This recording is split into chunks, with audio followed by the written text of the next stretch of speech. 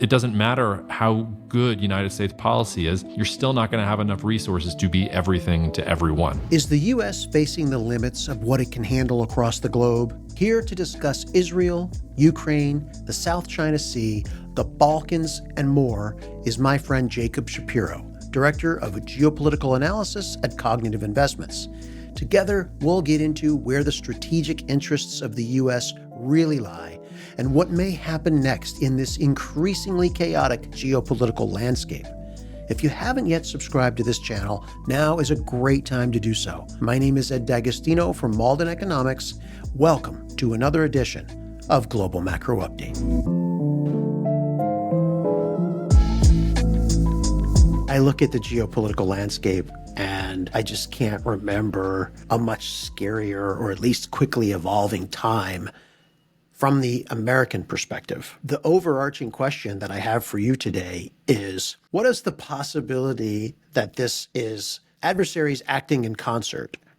Or do you think it's more just convenience and opportunism on the part of our adversaries?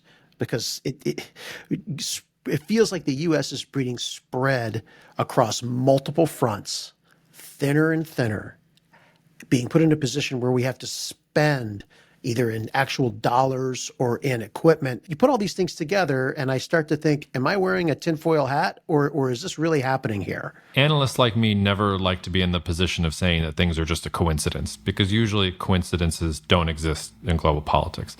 I will say, though, I'm somebody who's been talking for several years now about a multipolar world and about how we're living through an era of rising and falling great powers. And I always say that with the caveat of, I'm not saying that the United States is a declining power. It's still the most powerful country in the world, and it's probably going to continue increasing in power. But it's about its relative relationship to other countries in the world has just changed. China has become a much wealthier economy than it was 10 or 20 years ago. It's now finally catching up from a military perspective. A country like Turkey is becoming a much stronger economy. It's building a much stronger military. So you can have both things be true at the same time. You can have the United States maintaining its position, but on a relative basis, it is losing some of its advantage. And I think that's what you're seeing. The United States for the last 30 years has been used to the United States is the top dog. It sends its military where it needs to go, and it has enough resources to be the global hegemon. The United States does not have enough anymore, and that means the United States needs to pick and choose its battles. You cannot be everything, everywhere, at all times. You have to identify, okay, well, where are the strategic areas that will preserve American interests going forward? And this is a pitfall of democracy. There are many virtues, but a pitfall of democracy is that when you get a new president, they can completely change their minds. So the Obama White House wanted to pivot to Asia. They explicitly were saying the Middle East is not a U.S. interest anymore because of the shale revolution.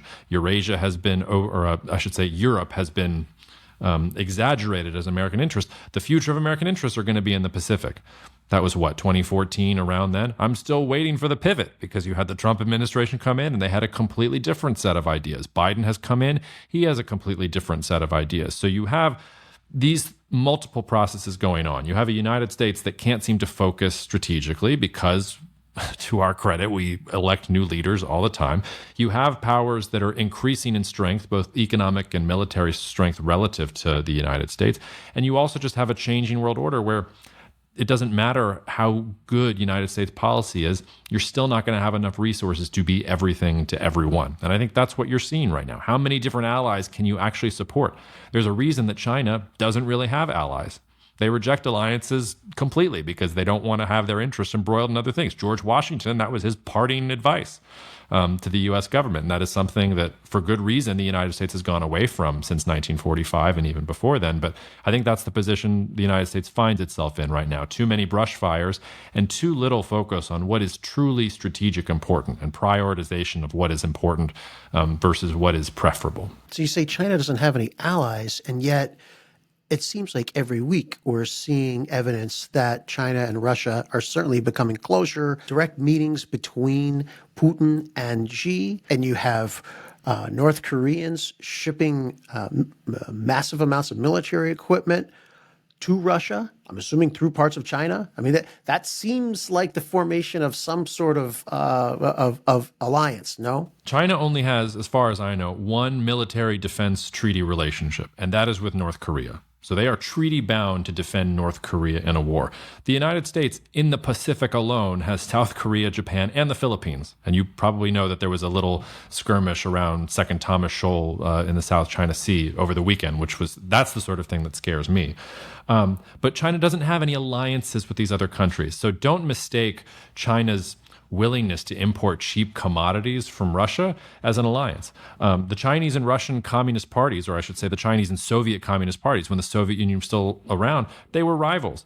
Nixon and Kissinger are considered strategic geniuses because they were able to enlist Chinese support against the Soviet Union back in the 1970s. If you go back to the 1960s, the Chinese and the Soviets fought a border war. I think you can locate sort of Chinese-Russian affinity right back to U.S. defense strategy. If you go back and read defense strategies from both the Trump administration and the Biden administration, in the first couple pages, you'll find China and Russia are peer powers, and they are the biggest threats to U.S. security. If you are going to make those two countries your biggest threats, yes, they're going to work together to try and work against the power that is necessarily stronger than them. The last point I would just say about this, and this is something I think people have really been getting wrong, there have been a lot of comparisons to what's happening in Israel and Gaza right now to the 1973 war and the oil embargoes and everything that happened afterwards. The United States is not in the same position it was in 73. The United States exports oil. The United States, if it wanted to, could be completely self-sufficient in energy tomorrow if you had a White House that wanted to do that. You know who can't? China. You know who is absolutely terrified that this is going to escalate so that oil doesn't come out of the Persian Gulf and the only place they're going to be able to get it is Russia?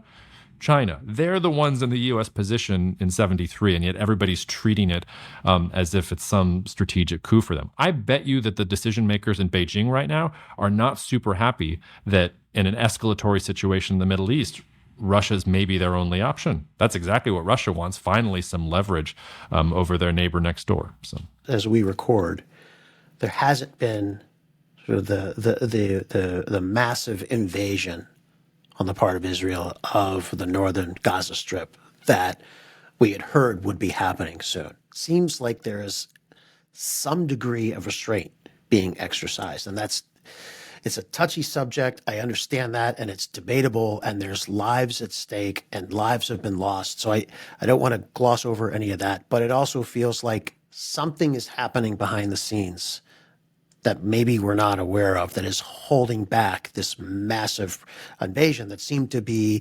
the direction that things were going within 2 days of Hamas's actions. What are your thoughts on that? I think there's two explanations for that. The first explanation, and this is true in either explanation, is that basically no power in the region has an interest in a regional war.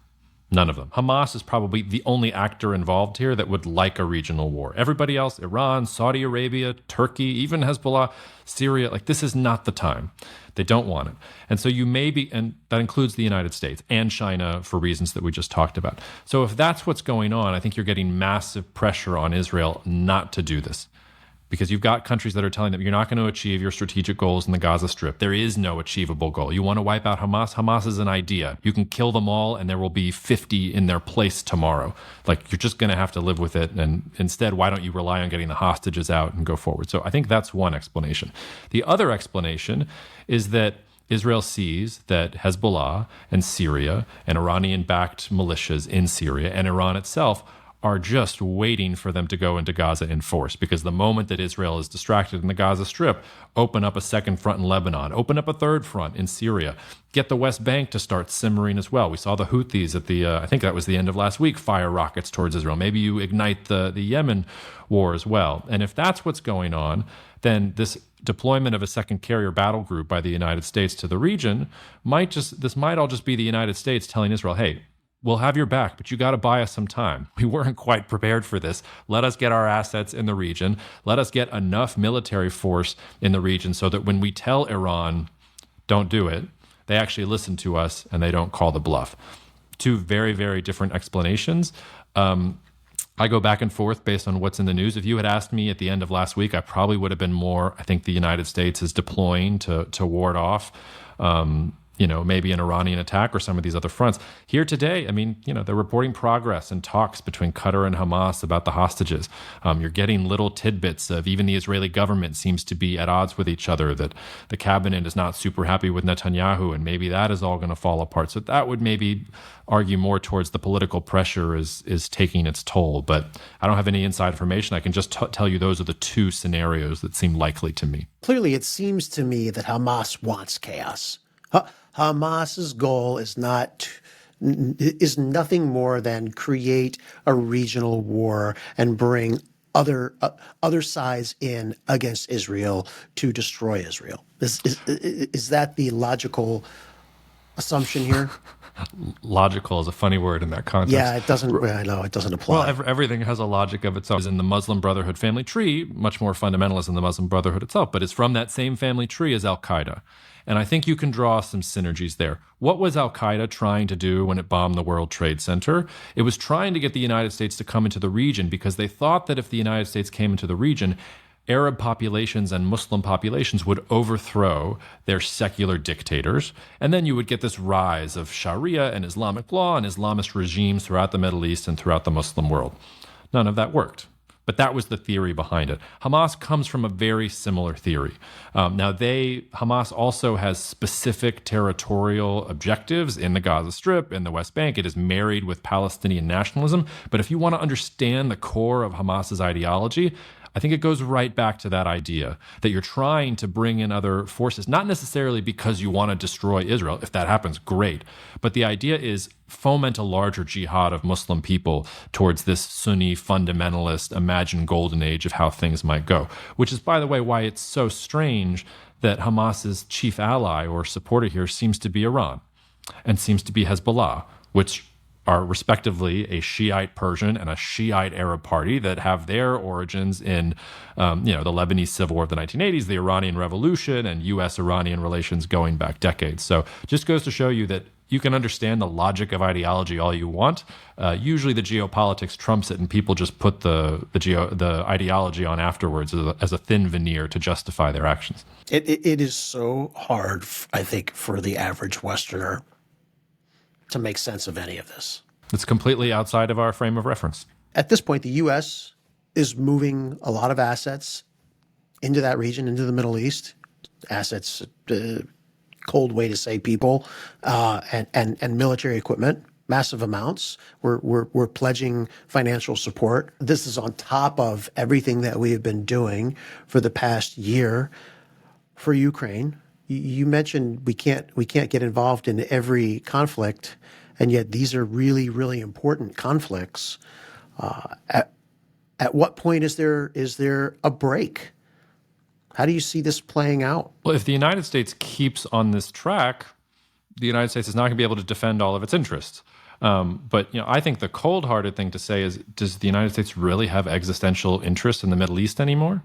The United States has had a very hard time answering that question truthfully, which is no. Since the 2008 shale revolution, there is no U.S. strategic interest in the Middle East. Sort of full stop. Like, yes, maybe you want Turkey and Iran and Saudi Arabia and Israel and Egypt to be these powers that are balancing against each other and you want stability. But the fact of the matter is, if you're not getting oil from the region, if you don't need gas from Qatar like these European countries do, and the United States certainly doesn't, what's the point? It's not like, this is not like Israel's previous wars in 67 or 73, where, let's take 73 as an example, where the Egyptian army catches Israel completely flat-footed and the conquest of Israel is in the cards. Hamas did terrible, heinous, reprehensible things. They're not going to conquer Israel. Nobody's taking out Israel with their nuclear weapons and the IDF sitting there and all those other things. Ukraine is a bit of a different story. Ukraine, you really are now knocking out the chair from underneath Russia. And remember, the United States' first impulse was not to help Ukraine. Biden pulled out the diplomatic staff because they thought it was going to be a blitzkrieg to Kyiv. The United States has only gone to help Ukraine opportunistically as Ukraine showed that it was able to fight and push back against Russia. And I think you will see also that the United States is not the most important actor here in the long term, it's Europe. And if the United States can use the Russia-Ukraine war to say to its European allies and partners, this is why Washington's been telling you to spend 2% of GDP on your militaries for years and you didn't do it. You need to do it. And if you don't do it, then you'll have Russia knocking on the door of Poland and all these other countries. So like you can use that and also support Ukraine and really further U.S. interests in that way. The big threat, the big rival is China.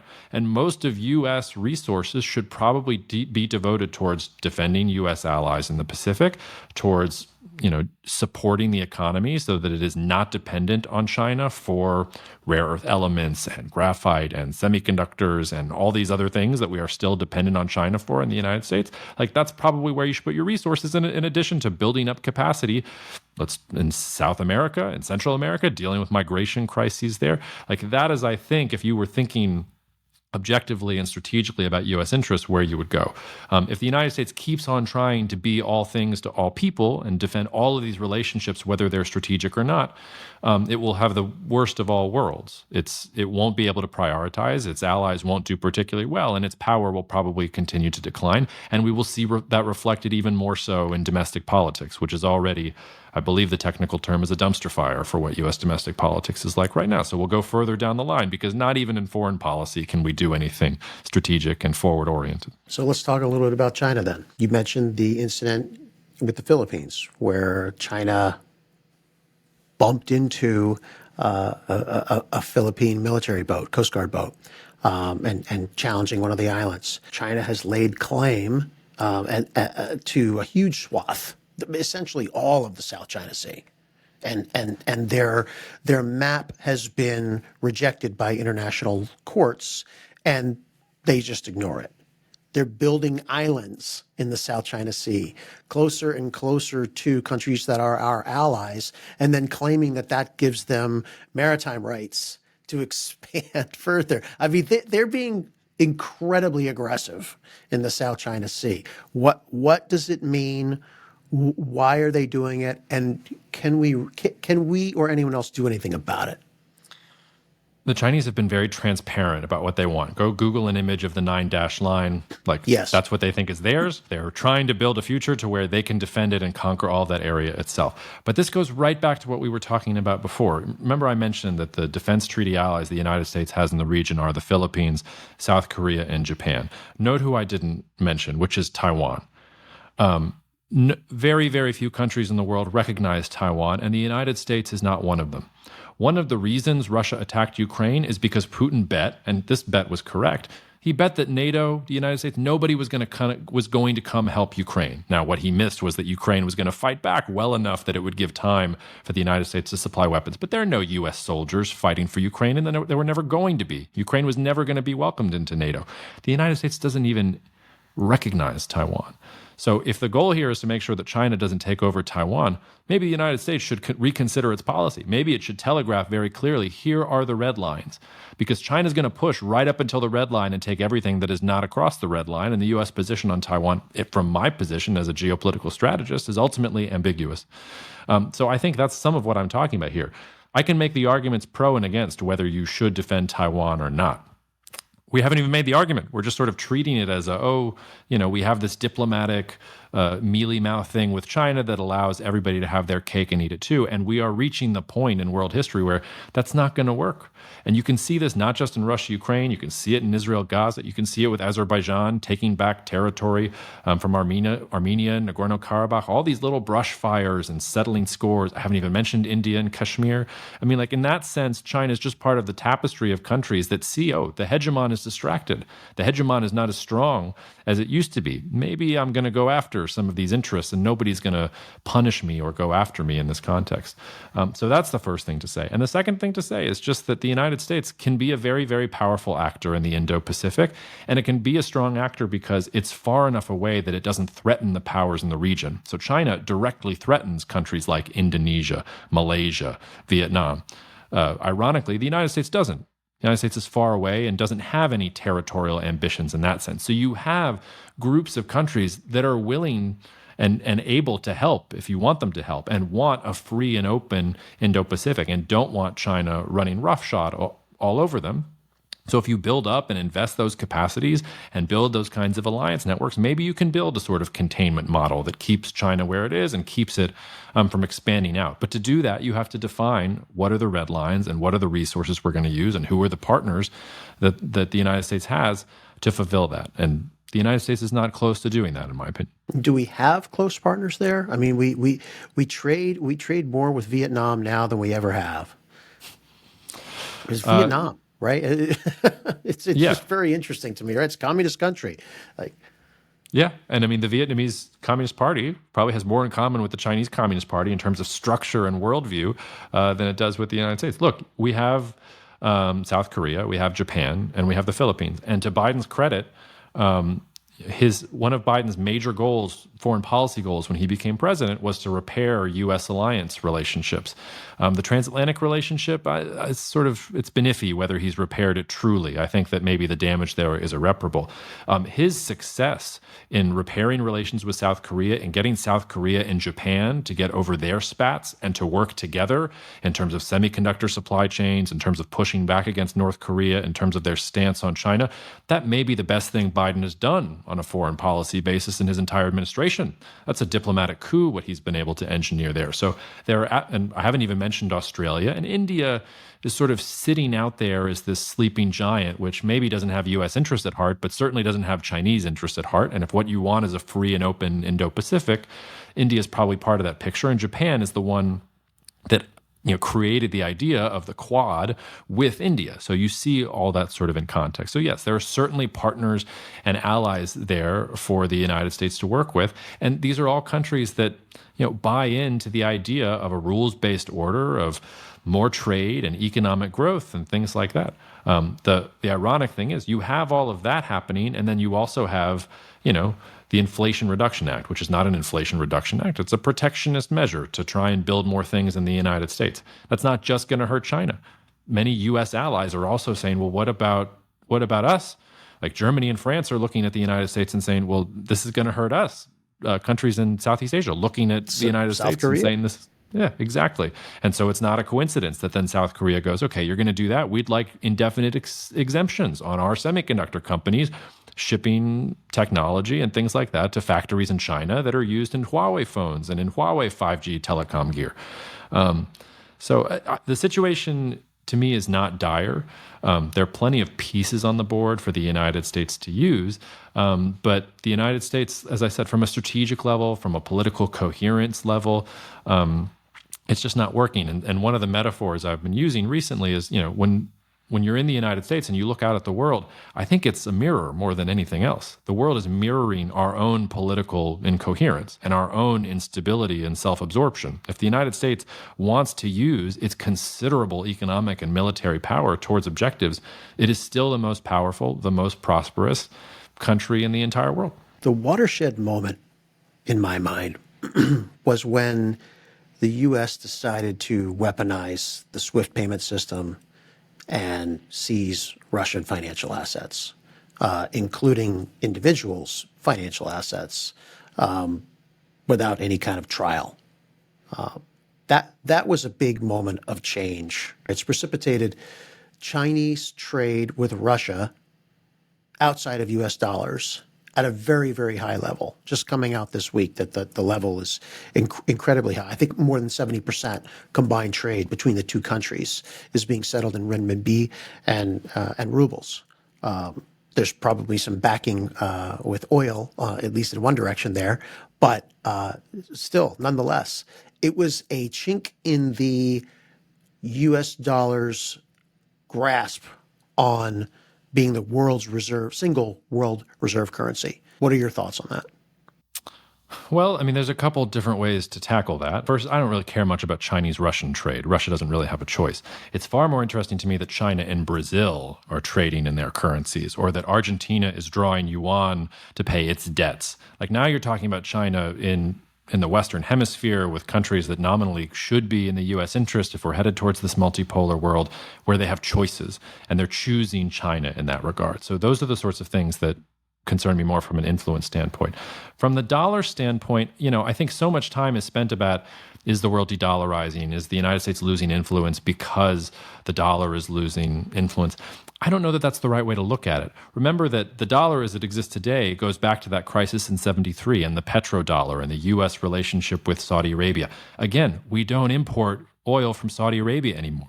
We don't need it. So why should the petrodollar stay around if you don't need it anymore? If we really are moving away from a world that is based on globalization and we're moving towards resilience and nearshoring and protection of industries that we don't want to be located in geographies that are politically unfriendly or that are geographically inaccessible, then we're not in the world of, no capital controls and globalization and the dollar greasing all of this itself. Maybe you want the ability to control the dollar a little bit more. Maybe you don't want the dollar to be the global reserve currency because it actually handcuffs you in making the types of economic policies you need to make those protectionist policies not completely destroy the economy. And I don't think that the United States at least it is not showing that it is thought that way. It's a simple-minded reflexive, we're the reserve currency. We need to continue to be the reserve currency. That confers power on the United States. Yes, I get that argument. It also makes U.S. exports not that competitive. It also means that even U.S. allies like Japan can buy treasuries and do all these other things that are not necessarily in the interests of U.S. companies. And it means that the U.S. government, it might want to do one thing and then the Fed is going to do another, which is something else that we're seeing right now. So I think it might, I honestly think it would be good if we saw some other currencies challenging the United States, because maybe it would cause some introspection in what the dollar is supposed to be used for and how that helps American interest. That said, that's not what I see happening.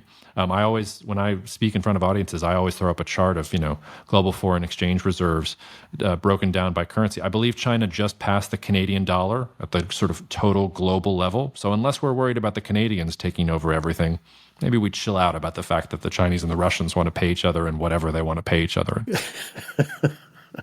Great answer. So did you see this news report coming out of South Korea? I think it was last week, about how they had picked up intelligence that the North was preparing or at least contemplating some sort of Hamas-style attack against the South across the border. I did not see that. And if the North Koreans want to do that, all I'll say is good luck. Yeah, it didn't make a lot of sense to me, but it also kind of went to your point when we started this discussion, which is that our adversaries are seeing a weakened country and deciding that now might be a great opportunity to make a move. Do you see that expanding? I've heard news coming out of Bosnia that there are tensions rising in Bosnia. You brought up Azerbaijan. There's flare-ups happening all over the place.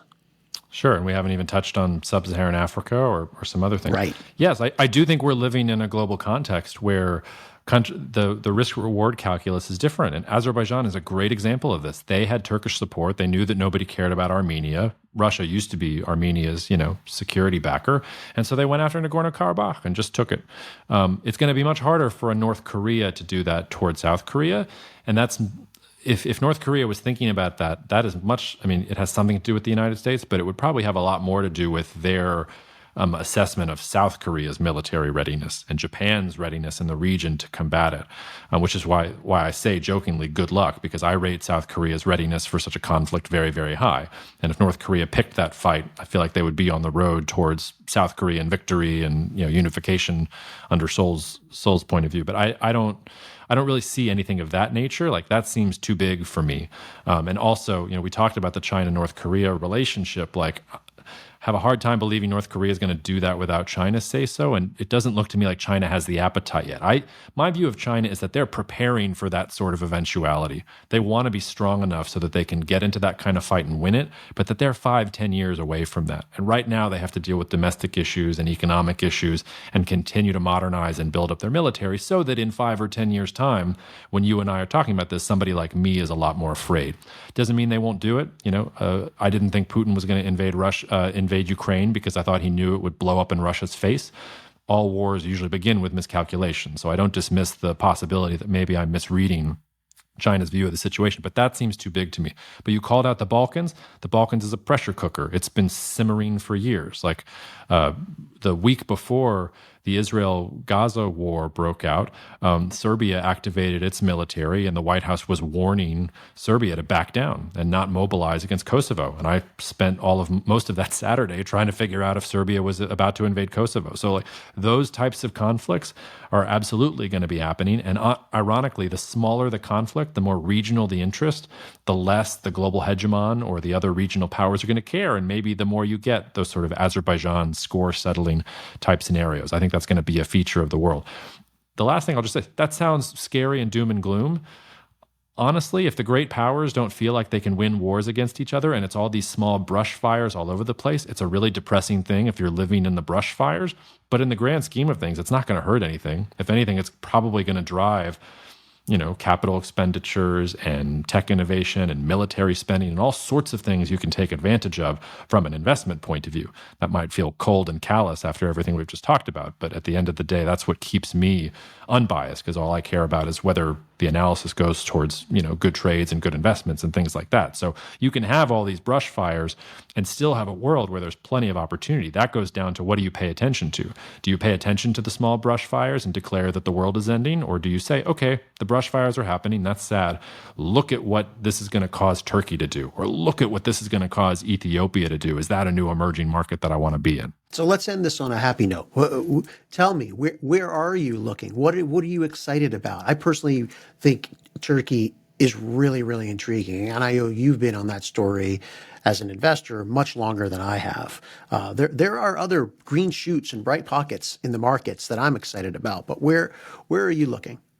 Yeah, so I'll give you 5 countries and I'll give you sort of 3 sectors. So the 5 countries that I'm most excited about, and I'm not sure all of these will go in the right direction, but they're the ones that I think are most interesting, are Brazil, Mexico, Turkey, Indonesia, India. If I am in a rush in the morning and I can only read, newspapers from 5 countries, it's those countries, because that's where real change is happening. That's where you're seeing growth. Those are the countries that are benefiting the most from deglobalization and from the move away from China. And then on a sector basis, I think it's relatively clear that it's energy, it's matter and materials, and it's biotech. And we probably don't have time to go into all of them, but let's just take energy, for example. I think we're at the moment that we were in the 1880s and 1890s. So rewind in your mind, if you will, back to the 1880s and 1890s. Nobody knew that oil was going to be the center of the global economy yet. It was mostly coal that powered the global economy. We used oil to light lamps and things like that. Like it was sort of it was a market for it, but it was kind of something that wasn't thought of that much. Winston Churchill, who's Secretary of the Navy in the UK, eventually makes the decision that the British Navy is going to go from coal-fired ships to oil. And suddenly, everybody's using oil, and everybody's in a rush to get oil in their economy, and the Russians are competing against the Americans, and everybody's trying to find oil everywhere around the world. And for the next 100 years, it's all about oil politics. We're in an energy transition right now. Is it going to be nuclear? Is it going to be wind, solar, geothermal, hydrogen? I don't know. Probably all of the above. We probably don't know enough yet to know which one is going to win, which in the 1880s, they didn't know which one was going to win. But that means you're sitting at the biggest energy investment opportunity since buying up shares of Standard Oil in 1890. Like that's the sort of energy opportunity that is on the table for you if you're willing to get past the doom and gloom and say, okay, who has the technology? Which geographies are going to be able to drive down the cost of energy and have that kind of Standard Oil impact on the market, or the type of impact that Saudi Arabia had on the market when it discovered oil, and what that turned the Saudi Arabian economy to and did to the global energy economy. There's tons of green shoots if you go looking for them. Yeah, agreed. I turned pretty bullish, very bullish, several months ago on uranium. I think it's a great story for a lot of reasons, both supply and demand. And on a personal note, I am going to be the first person in line to buy an ammonia powered SUV. Exactly. I'm with you. Cool stuff out there. I had a friend who he just bought an EV, and he asked what my opinion was and should he buy stock in one of the charging companies or something for that. And I said, I'm waiting for ammonia and hydrogen, man. I'm trying to hold out with my '07 Accord until we've got a little bit more, a little further down the road. So we'll see if that's a good bet. I always like to make sure I end with at least some sort of actionable takeaway, and I also try to end on a somewhat happy note. And we're halfway through this conversation, I had no idea how we were going to do that. So you saved me. Thank you for ending it on a happy note. It's always a pleasure chatting with you, Jacob. I'm happy to be your resident optimist. Let's hope it all comes to fruition. We touched on reshoring and friendshoring a little bit today. If you want to learn more about this unstoppable trend, check out this video on the U.S.'s latest investments in chip manufacturing.